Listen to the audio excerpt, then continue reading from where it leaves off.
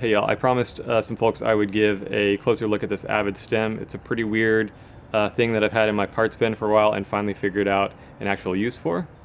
Okay, the stem is by Avid. It's called the SAAGO, S-A-A-G-O. It has a 25-4 clamp on it. It's just a big block of aluminum. And the weirdest thing is what's going on here in the back. There is no traditional clamp.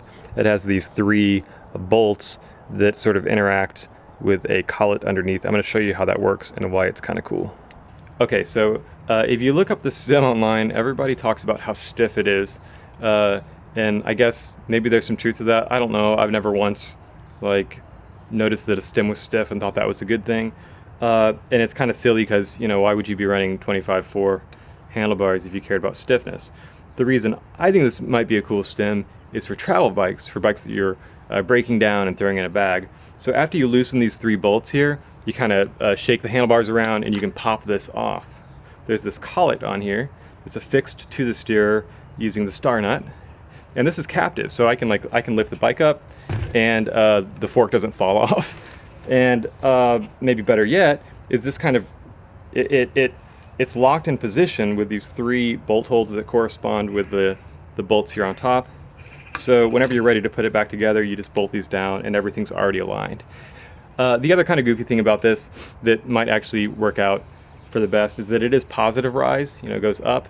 And for a travel bike, that's nice because it means ultimately be able to cut this down. This stack of steers is kind of ridiculous and it's made for a negative rise stem. I could probably drop this down probably 3 centimeters or so by using this guy. So I think this is a neat stem. You know, kudos to Avid for coming up with this design. It seems to have some merits. I don't know if it's really worth the trouble. Tensioning those 3 bolts on top is a hassle. You have to go around and around in a circle with the torque wrench like 6 times to get it pretty close.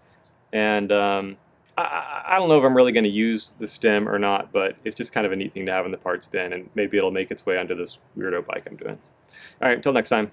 See ya. And the idea is you should be able to kind of wiggle this thing loose. Oh god, it's kind of hard though. Fuck. Holy Jesus. Okay, this is bullshit. Alright, they say you're supposed to be able to like rock this thing kind of to loosen it. Oh, look at that. Holy shit.